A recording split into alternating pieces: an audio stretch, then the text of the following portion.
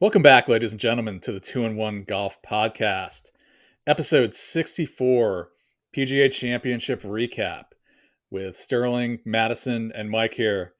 Gentlemen, quite an eventful weekend, both on and off the golf course.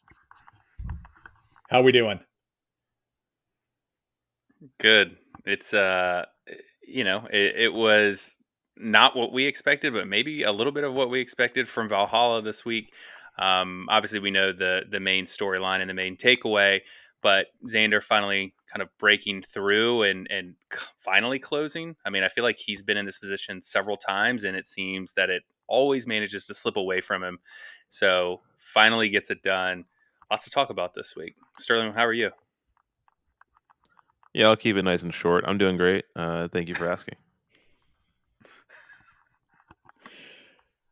Glad to hear you're doing well. So, How are you, Mike? I, I'm Let's get out. I'm doing great. I'm doing great. I've got to admit, Sterling, when you texted us on Friday morning and said Scotty's in jail,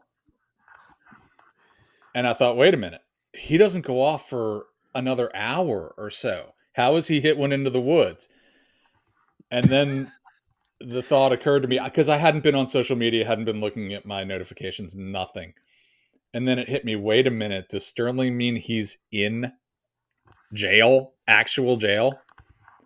So I'm furiously searching as I'm walking down the steps, and sure enough, Scotty Scheffler, the least likely person on the PGA Tour, I think, to be arrested, is in handcuffs. It What a world. What a it world. has to be the biggest story in golf since I think two things: Tiger crash Mm-hmm. and like Live Golf Tour versus PGA like merger. And I want to say shout out to the PGA ever since they moved the date. I believe it was 2019 was the first year they started playing it before the US Open. I feel like ever since then, like it's been a pretty good week for golf. Um, so I just want to say, I'm a PGA associate, not a member yet, working on it.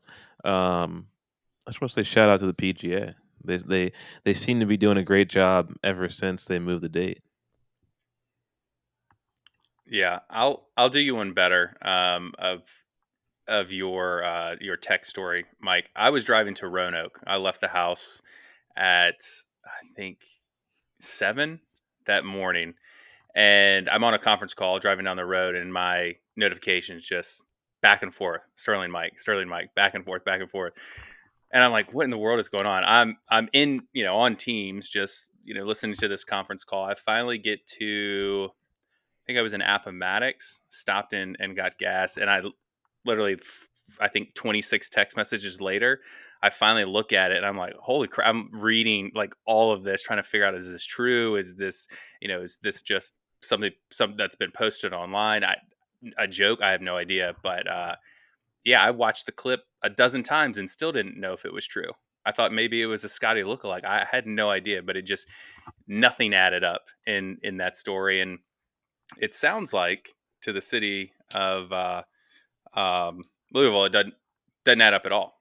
That's why it seems like the charges are going to be dropped with whatever they're deciding to do there. But just a wild Friday. Yeah, kind of expected to hear this morning that they were going to be dropped, but pushing the arraignment date back makes me think that that's still the direction they're heading. Because if they wanted to charge him, he'd be charged. Yeah. Yeah. So how frequently have either of you warmed up in a jail cell? That's what I want to know. Knock on wood, never have been in one and never hope to be in one. But I will say, I can only imagine the text messages or phone calls that were coming from Meredith, because I know that if Danielle had woken up Friday morning and seen that I was in jail and there was a video of me being arrested, I mean, I don't even know what would happen. I'm sure I would be blamed for most of it, trying to figure out what I did wrong. But I can only imagine being at home with a newborn baby, and you just happen to turn on the TV. You're doing that, that second morning bottle feeding, and you're just like, huh?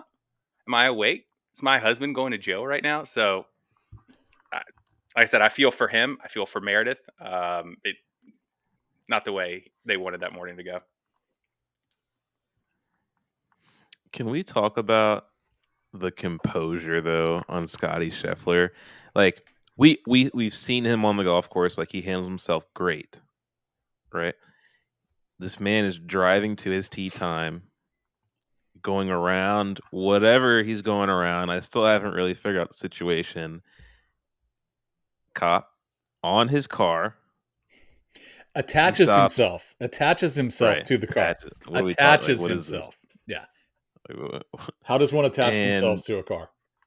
Right. Gets pulled out, handcuffed. There's nothing you can do. He's going to jail. All-time line. That's a great line. And Scotty the whole time, like he's chill, he's complying, like he's looking around like what is actually going on here. But he doesn't go like, hey, I'm Scotty Scheffler, like you can't arrest me. Like he plays it cool. He goes to jail.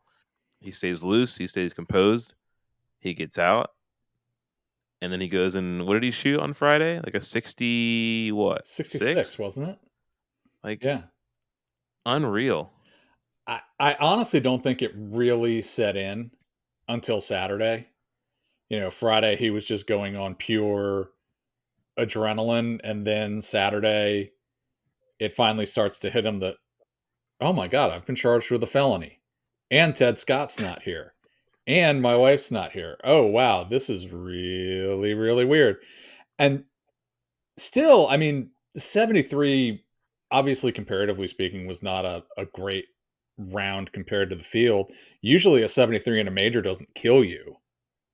This week, obviously, with it being such a dartboard, it was going to, but still comes back on Sunday, comes roaring back on the back nine on Sunday, and finishes with a pretty strong top 10. And the charges are probably going to be dropped. So all in all, I guess not a bad weekend. Yeah, I agree with you, Mike. I think Friday was pure adrenaline. I don't think he knew what happened. Saturday, I think it came out that he was a little sore. I imagine being ripped out of your SUV at 6:00 in the morning and placed in handcuffs and thrown in a jail cell could probably do that to someone. But I say the real winners of this week were the fans, because there were people that were there on Friday before Scotty had arrived that already had his mugshot on a T-shirt. And I think, look, I don't know if you have a Kinko's membership or whatever that you get this stuff expedited, but that takes, I mean, that takes a lot of effort. So kudos to them. I saw that shirt. I saw the Prison Mike Scotty Scheffler shirt as well, which is always a good one too. But yeah, the man was ripped out of his SUV, booked, changed into an orange jumpsuit for his mugshot, and then back out and straight to the tournament. 30 minutes, I think, to warm up, give or take, and right on the first tee and made birdie, I think, right? Yeah, he birdied the first hole, par 5, made 4. Yeah, also got to say the fans won, Twitter won, the memes were incredible. Mary was sending me memes all morning while I'm at work, and yeah, it was just, the internet was just absolutely on fire. It was one of those days. It was great to be a golf fan, great to be alive. You wish we had more of that. Unfortunate that it took Scotty Scheffler getting arrested, but hey, I think we'll we take also what we just can need get. to say that we are sorry for the man who lost his life and the reason this entire thing is happening. Super unfortunate situation. But yeah. No, that's absolutely the case, and it's really unfortunate that Valhalla just doesn't seem to have the infrastructure for major championship golf, and people being in harm's way like that. And, I know that the PGA of America doesn't own Valhalla anymore. Doubt we'll see another major there again. And I hope that, I hope they add some things to their selection criteria, like pedestrian safety and like being able to get players in and out of the facility, maybe not just through the main entrance. So, but absolutely heart, it's got to go out to that gentleman and his, Mr. Gillis and his family. Did you all see that some players just got out of their cars and started walking? Mm-hmm. Yeah. Zalatoris, I think, didn't he walk a couple miles, supposedly? Yeah, Yep, it was. that's what the report said. Yeah, that's just a mess. That's an absolute mess. Yeah, Xander Schauffele, congrats. Finally getting it done. I feel like this is his biggest win since The the Olympics? Olympics. I think so. Yeah, we'll give it to him. Why not? Also, another shout out, Nelly Korda. Nelly Korda's back, another Olympic champion. But I know we want to keep this episode a little bit shorter. So that's all I'm going to say about Nelly Korda. Shout out to her getting it back on track. Shout out to Rosang for winning last week and being the only player in the last few months to beat Nelly Korda.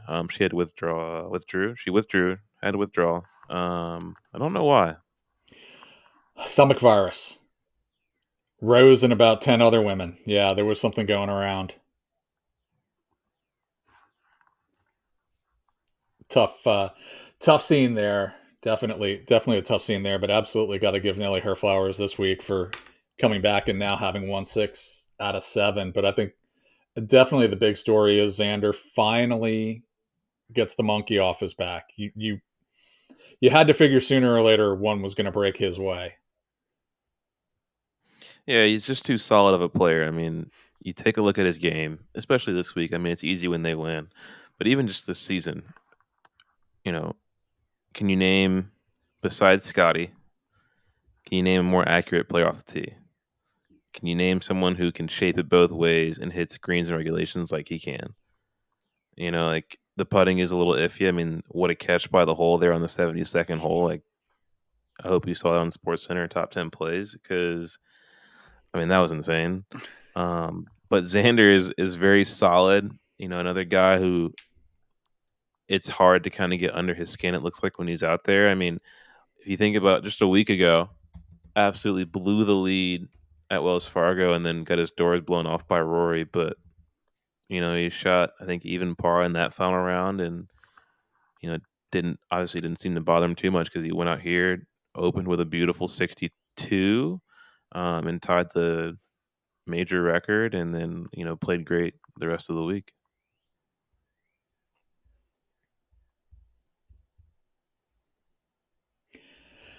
Yeah, I think he's definitely a web jam from that 18th hole and grabbing that putt, but I think Schauffele's kind of an underrated putter. I don't have his strokes gained stats right here in front of me, but definitely he's definitely above average, definitely good enough, and you got to hand it to him for absolutely being stuffed in a body bag by Rory last week, and then coming back this week. And there was a point. What was it? He bogeyed 10, I think, and I thought, oh, okay, well, this is where he kicks it away. This is where the decline starts. No more birdies. He's going to make another stupid bogey coming down the stretch, and he's going to find a way to finish third or fourth. And to his credit, no, he came just absolutely roaring back from that bogey and faced a little adversity. I mean, that drive on 18 could have just as easily kicked forward and left him with a good stance, but he Louisville sluggard that second shot up short of the green. I mean, I think he showed me something this week that I definitely hadn't seen from him in any of his other wins, or certainly in recent performance. Yeah, I think this week we finally got to see the consistency from Xander. Before it Mhm. seemed like, he could have 3 really strong rounds in a tournament, but there's always that one. And, you know, I would say most of the time it happens on a Sunday when he's kind of in contention. It's not that he goes backwards. He just doesn't have any momentum. He just kind Right. of, he might shoot one under or might stay even.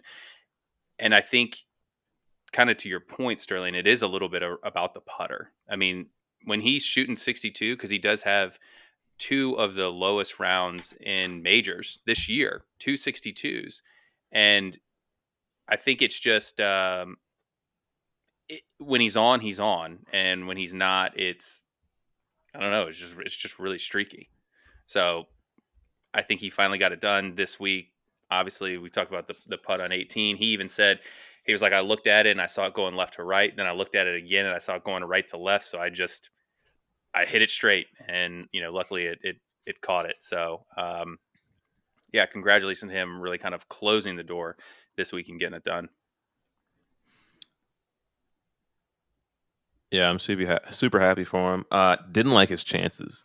If he were to miss that putt, make par, and then go into a playoff with Bryson, absolute worst nightmare for me is having Bryson win that championship, Yeah. because then Bryson's halfway there in the career Grand Slam, and he hasn't figured out Augusta yet, but he could definitely win a British. I don't know. I don't know why I'm so Mm. hard on DeChambeau.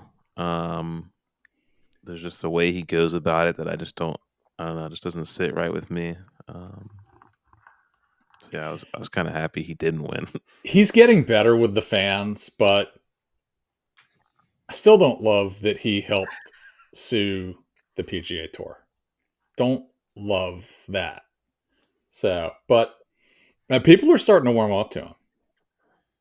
Fans are definitely starting to warm up to him. Supposedly, the crowd there was really pro Bryson, more so than Xander, which surprised me when I heard about that. But you know, you got to give him some props too because he played phenomenally well on Sunday. Really, really did.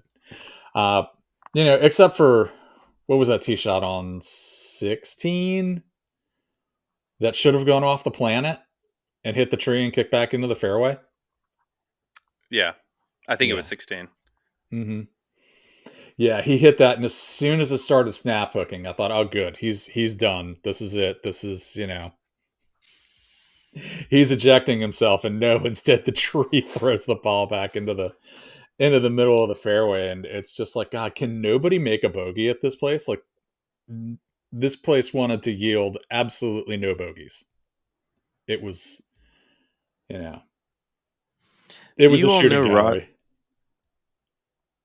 I don't know what that means. What does that mean? I mean, it was just there for the taking. You know, Oh, okay. like there was What's so no fun? there was no risk. I mean, it seemed like nobody.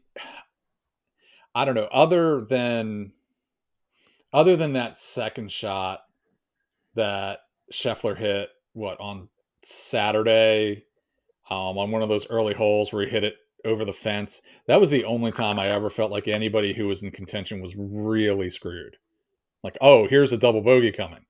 Otherwise, I mean, I don't know, I never felt like anybody, at least anybody who was being televised, was ever in any danger of making a big number this week. Yeah, that's a good point.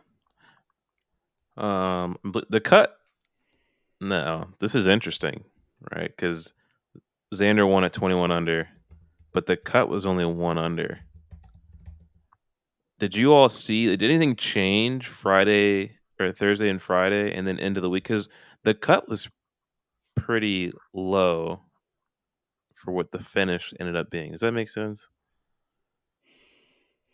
Like the spread between the cut and the winning score, there's a 20 shot spread. There, no, I'm just saying there were a lot of guys at even par and over par for this championship that just didn't get in. Right.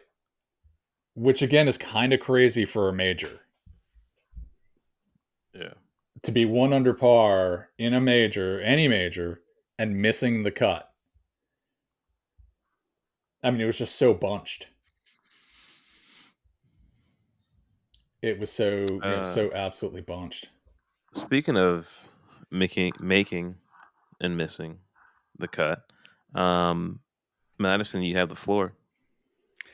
Yeah, so last week there was a bet between myself and Sterling on whether Max Homa would make the cut. Of course, I said that he would make the cut. So, looking at odds, sponsored by FanDuel, I can't remember what they were, but Sterling owes me $26 now. So, did want to put that out there so everyone could hear it. Sterling felt pretty confident that he was going to miss for some reason, but here we are. So, shout out FanDuel for putting those odds together and for me for winning them. Do we want to get into some of our other picks since we're talking about that? Yes, please. I Let's mean, do just that. taking a look at it, like we just missed. Yeah. Did anyone come close? Well, Scotty and Rory, so Mike and myself both were up there. Yeah, we made the cut. But, We made. but I have like a top actually, 10. No one got like you close. took the two favorites. You took the two favorites. Did they even finish inside the top five? Top 5, no. T8, Mm-mm. T8 for Scotty, T12 for Rory. Mm-hmm. All 3 of our PGA professionals missed the cut, correct? Mm-hmm. Yes, but Wyatt was the best of the group. So shout out Sterling on Okay, that pick Sterling. there. There you go. Let's see, and then our dark horses, Dark Akshay horses. missed missed the cut. Mike Ryan Fox, how did he finish? 75th. 75th. All Made right, the cut down towards the bottom. and I had Joaquin who finished Joaquin. T39. There you go. Yeah. Speaking of, Could we get a let me. Could we get a quick Taylor Gooch check in That's as exactly what well? I was gonna talk about. So Taylor Gooch, the only reason that we have majors, T60 made the cut Bang! on the number, and made it to the weekend, and then did nothing. So shout out Taylor Gooch. We can finally claim that these results are official, and Yep. Xander is the champion of this Mm-hmm. tournament, and that this is a legit tournament now. So No asterisk. no asterisks. Thank you, Thank Taylor. goodness. Thank goodness no asterisk. Hate to see that in the record books. Yeah. Taylor Gooch, thank you for playing. Yes. Thank you for accepting the invite and doing nothing with it. One other notable that missed the cut, Michael Block. I'm just kidding. Threw that in there for Sterling. Tiger Woods. We had this discussion 2 weeks ago, last week. I'm not sure when it was. I can't even keep up with it. And we kind of put it out there of what we thought he was going to do. I think, did we say he was going to miss the cut or make it on the number and then not do anything, fade on the weekend? I can't really remember what we discussed, but had a horrible Friday and missed the cut. Ended up shooting 7 over, I think, for the tournament. But he had a really rough Friday. Do you remember what he was on Thursday? Yeah, I think he was even. I think he shot 71, maybe even or one over. It was a good Thursday at what I thought at the time a good Thursday. Well, And then yeah, I was going to say with came out conditions and everything like that, pretty decent Thursday yeah, for him. and came out Friday. I don't know if it was the delay that threw him off his routine. I think he didn't go off until like 3 o'clock, 3:30, and just never had it. I believe he went triple at some point, and obviously at that point you're done. There's no coming back from that. Yeah, that's unfortunate to see. And again, I've got to think that I know Tiger, he wants to play majors because he wants to win majors, and that's all he cares about at this point. I just hope that this exercise didn't take anything out of him that he's going to need in a couple weeks at Pinehurst, because I feel like he's got a lot better chance there than at a bomb and gouge fest like we had this past weekend. So, hopefully he'll get some rest. Hopefully, nice, firm course. Friend of mine actually just played Pinehurst number 2 and was telling me about it today. Said you absolutely cannot hold the ball on the greens. And this guy's a pretty decent player. Definitely hits it high. So I think we're going to see it firm, fast, bouncy. Tiger should be absolutely loving it. Just carving the ball around there and, winning with smarts, not winning with, just absolute power. So hope Love to that. see more from him. Hope to see more from TaylorMade, him. make sure you get him a 1-iron UDI. Get that in the Mhm. bag. I want to see stingers going Stinger head Fest. high at Stinger Pinehurst. Fest. What else we got from the PGA? I mean, So who trying to think. else? Who else deserves flowers for this week? Who deserves rocks? I've got to think Vic definitely showing signs of life now. Maybe Joe Mayo though deserves the flowers after the two of them reunited, and it feels so good. Hmm. Supposedly, it took Victor about 30 minutes of working with Mayo to get right back into the groove. So, be interesting to see what comes of that for the future. I know there's rumors flying around because he's not playing this weekend. Can't imagine he's not playing just because he's tired because he played in a major championship. But hey, Yeah, we'll see what ends up coming out of that. I'll throw some flowers out there, and Sterling would probably appreciate this one as well. Justin Rose this week finished T6 and played with Shane Lowry on Saturday when Shane Lowry shot 62 as well. So also flowers to Shane Lowry. Those two together, I mean, you talk about two Ryder Cup guys just hanging out. They were having a good time out there. Justin Rose seemed to kind of be cheering Shane Lowry on, understanding what was at stake there with that putt on the last Mhm. for 61. But I mean, just great seeing both of them back in a major competing, like actually being at the top of the leaderboard. Justin Thomas, again, I know this was a little bit of a homecoming for him. This was a good one. Finished T8 this week. And our old friend Robbie Mack finishing T8 as well. We talked about another Ryder Cupper. I haven't really seen, and you guys can correct me if I'm wrong here, I haven't really seen him show up too much in majors, maybe a round or two, but I think this may be his best finish in a major to date. So good for him as well.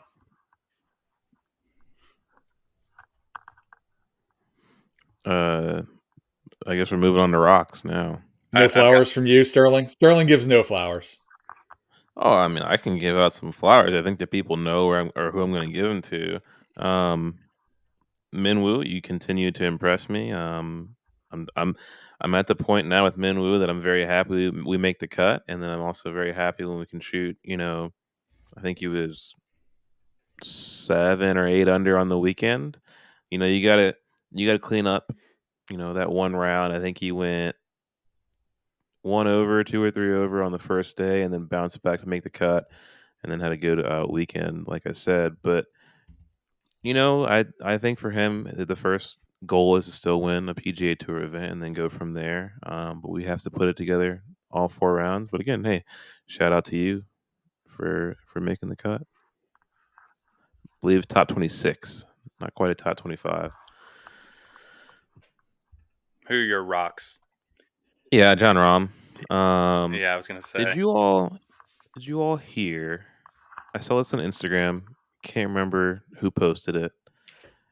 A lot of the players are upset with John Rahm. He's going up to them, trying to have conversations, and none of them are really, communicating back to him. Have you guys heard any of that going around? I have Mm-mm. not heard that. Okay, maybe it's just a meme account then. I saw a post where like a lot of the players just like, all right, now I'm getting laughed at by Madison. If you're No, no, watching on no. YouTube, shout out to you, subscribe. Um, yeah, maybe it was just a meme account, but I saw this post where it said a lot of players aren't even like really talking to John Rahm. Um, yeah, I'm just gonna leave it at that. Maybe it was fake. It kind of wouldn't surprise me though. I think there are a lot of hurt feelings with him going to live. So apparently it was on both sides. Oh, live players not talking to him either? Okay. Yeah. Well, that's So who knows? interesting. I don't know. Well, That's We're just interesting. gonna leave it. if you think about it, though, I mean, I can understand why the PGA guys are maybe not super friendly with him, just because the about face that he did, and maybe the Live Tour guys aren't super happy with him because he got all the cash. I'm sure that's the one thing that's tough for some of them, especially when you think or feel that you're at the top tier. And I'm sure that some of the guys at the bottom are just trying to take whatever cash they can get. But if you're one of the top tier guys, or you feel you're one of the top tier guys, and they paid you 200 million, and then you hear John Rahm's getting 500 million plus an additional stake in a team or owning a team, you're probably like, well, what the hell? Um, but yeah, I don't know what's going on there. But it was surprising for him not to even make the cut this week, I will say. Rocks for that. My big rocks for this week, Brian Harman. I watched this man on coverage, and the amount Oh of my gosh. waggles, it just, I struggle to watch it, because at the end, he's not even looking at anything. Like, his head's moving so fast. He's just it's. I want to say it's 9. I don't know if we've ever counted before. I want to say it's 9 or 10 waggles before every single shot, and obviously the time between waggle gets shorter right before he hits. But I just couldn't imagine playing with that. And Scotty had to play with that 2 days in a row. One of those days being fresh out of jail. I'm sure he was ready to fight him, but I just can't. He's got to get it quicker than that. It's so slow. It's so slow. I don't know if you watched the no laying up coverage on ESPN2. I really thought they were going to bring the waggle counter out on him, and they really should have. I'm with you, Madison. Absolutely, an entire wheelbarrow full of rocks for Harman on that, because it is pretty unwatchable. Um, I'm just I'm gonna interrupt real quick here. okay. Go ahead. I completely disagree. I will always disagree with that take. If you produce, I don't care how long you take. Okay. That's all I'm gonna say. Did he produce? He's a major champion. Okay. All right. And since then, He's had a couple He decent is the finishes. defending Open champion. okay. He is the golfer of the year. The Okay. champion golfer of the year. He still is for another Did he couple months. change anything? Did he change anything from the British Open to the PGA? It's the same number of waggles. No, and He didn't win this it's week. egregious every time. Right, but This it week. produces. Oh my god. It produces. That's all I'm saying. You take as long as you want. If you're going to make the putt, make the putt. All right. So moving on from the point counterpoint of Brian Harmon's waggles. My rocks, potentially hot take here, but for a T4, but Colin Morikawa is getting a bag of rocks for me, Yeah. because even par in the final round of a major, when you're in the final group, to make 16 straight pars, a bogey, and then finally birdieing the last hole, that's just absolutely not. That's not going to cut it. That's not going to get it done. That's not what we're expecting from a two-time major winner. And you've got to wonder, he's able to get himself in contention, but as soon as he does, it's like he just gets stuck in neutral. This is 2 majors in a row that this has happened. So, what's going on with Morikawa? It's a great question. It makes you wonder how he even got it done twice. And they were pretty close to back to back. I think, did he go one in 2020 and then the other one in 2021? I think he Yes, did. he did. Um, And what was similar about both those majors? What was lacking from both those majors? Anyone? Bueller? was someone missing? Lots of someones. Thousands and thousands of someones. Fans. No, Were there there were fans? fans at the Were there fans at the Open Open? when he won. Were there fans at the Yeah. Open? There were? Because they canceled the Open altogether in 2020, Right. Yeah, and Shane they Lowry. came back in 2021 like it was like nothing had happened. Okay. I'll check. You keep talking.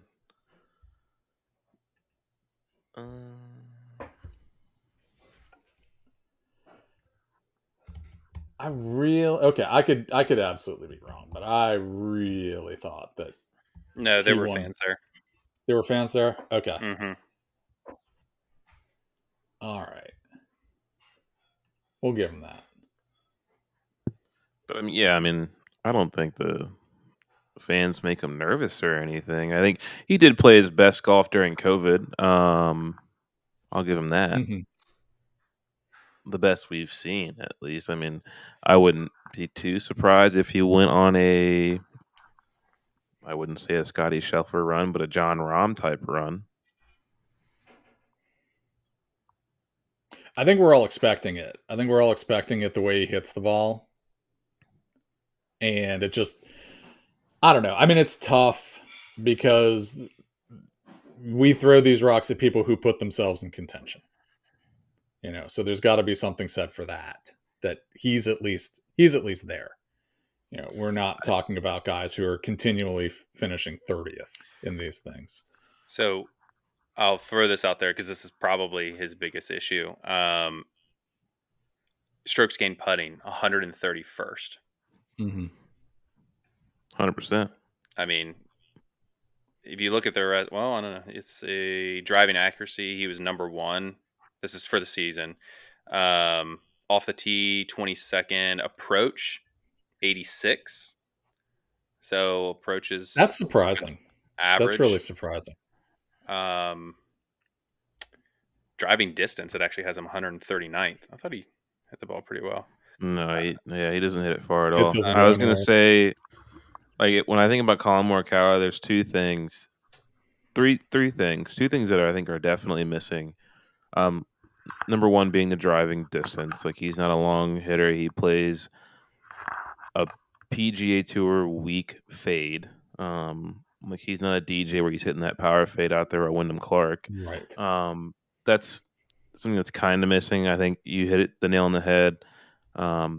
Putting, and I think another big thing that's missing from him is he doesn't have that dog in him. I don't want to say it like that, but it's true. Like, Colin Morikawa doesn't go out there and take these kind of tournaments. He gives them away for free. Right. Now Right? he If you has a go dog. back, He does have a dog. And apparently his dog, he puts shoes on his dog, which is also pretty egregious. Says a lot. yeah, I think you've got a lot to answer for. You really need to win if you're going to put shoes on your dog. But no, I think you're right. The putting's definitely an issue. And also I've read where he's gotten slightly longer over the years, but I feel like other players are gaining so much speed and so much distance. You look at Xander now compared to a couple years ago, and mm-hmm. he's picking up, double digit yards off the tee, and it's making a difference. And with Morikawa basically being stuck in neutral on distance, I think he could quickly get eclipsed. He could be a Ricky Fowler pretty soon. A Hot nice take. player, but really not going to do anything because he's not, he doesn't have the length to compete. Yeah, I agree with you there, and a couple other stats here that really kind of jump out: 117th in green and regs, 87th in proximity to the hole, and then 115th in sand saves. So it seems like a lot of his troubles are potentially around the green, anyways. And if you don't have Mhm. a great putter to bail you out of some of those situations, it just Right. compounds on top of itself. So, God, I mean, looking at that, it's a wonder he plays as well as he does sometimes, but yeah, I think kind of what you're talking about, Sterling. He doesn't have that dog in him. That's what we said about Xander a lot too. And it seems that especially after last week, that was the conversation after Rory came in and took it from him. But I think maybe that flipped this week because he put himself in a situation where Bryson was, you know, he was taking him to the end. I mean, it almost Max Hang on, Verstappen, wait. Lando Did Norris kind of thing. Wait. Did I get lost? Did I doze off for a second? Who are you talking about right now, Madison? I'm talking about Xander right now. Oh, I just flipped it and I said, kind of, that's how we thought Xander used to be. And then I said, but maybe that flipped this week. Let's rewind the whole thing. I'm sorry. We'll Madison, pause I was here, right everyone. there. I was right there with you. You were making cogent, coherent points. They were concise. They I were don't know where I went. insightful. I don't know where I went. Sterling, Let me I tell you think what. I don't Sterling know just where I went. Sterling just zoned on us. He went to it. He was having an out of body experience. I'm just Honestly, look, I got this food downstairs waiting for me. I'm Oh thinking man, about it. I can start to smell it. It's starting to creep through the cracks of my the man house. is hungry. My Oh man is Lord. hungry. Yeah. Yeah. Oh my So gosh.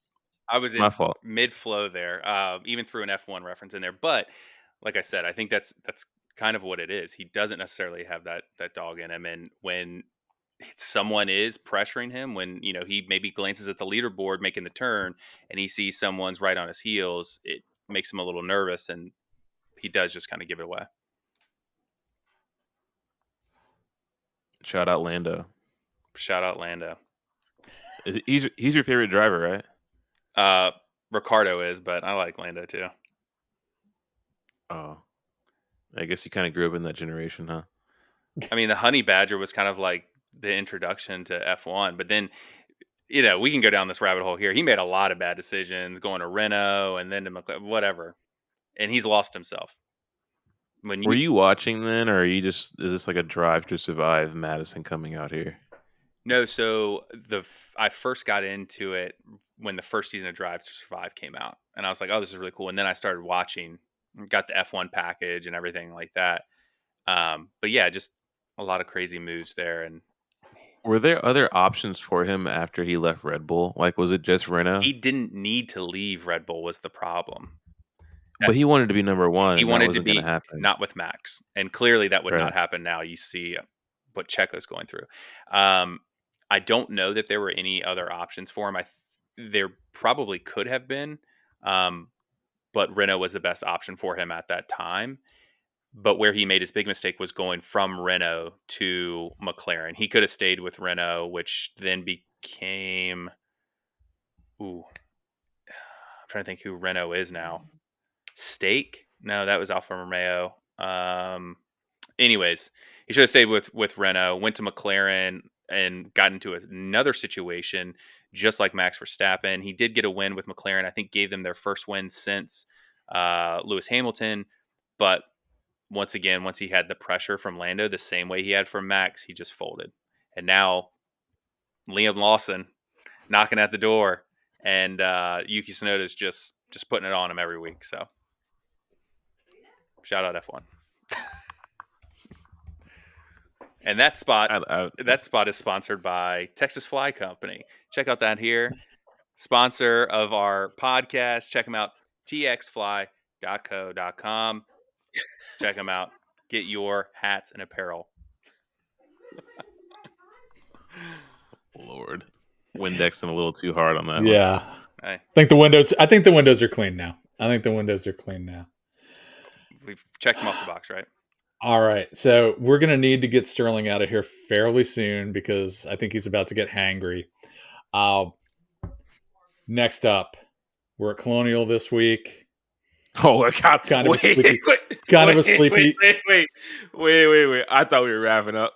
No. We're going to. I'm just saying it's kind of a sleepy. Colonial. It's kind of a sleepy week. Look, all we need to Let me know go. is that they redid the course within the last year completely. It's brand new. Everything's basically brand new grass out there. We have Sam Burns defending. I think that's correct. It's the week after a major championship. Tiger's not playing. Rory's not playing. I believe Scotty will be there. I think so. I don't think so. Nope. Oh, he is there. No, Scotty? Yeah, it's a hometown event. It's a hometown event. Sterling, you're giving this clean up. You're giving this a lot more run than I was. I was just going to say that this is optional this week. I was just going to say that this week's optional. and then talk about the next major. But if we want to dive deep into Colonial instead of getting you to dinner, we could do that. I don't think anybody wants that though. Mm-mm. No one is asking for that. No. So next major up, We'll be there. U.S. Open at Pinehurst. You guys are going to be there? I am going. I hope you go. Shout out to my father on Father's Day, but I will be there. There you go. All right. Heard it here You first. heard it here, folks. We're gonna have a man on the grounds. That's gonna be expect live reports. Stay tuned to the socials. Yeah, should I go? Might as well go live, right? I think so. Absolutely. See if you can get that interview with Taylor Gooch. Is he going to be there? I have no idea. Well, he has to be there. He Didn't qualify. Did he get an engraved invitation? I don't know, but Unbelievable. I feel like he has to be there, Huge right? miss there for the PGA. Yeah. All right. Well, thank you all for getting this far into the episode 64. If you haven't done so already, make sure to like this podcast, share it with your friends. Check us out on all the socials, Instagram, TikTok, YouTube. Check out the website. Follow, subscribe, comment, all that good stuff. And we'll see you all in the next episode.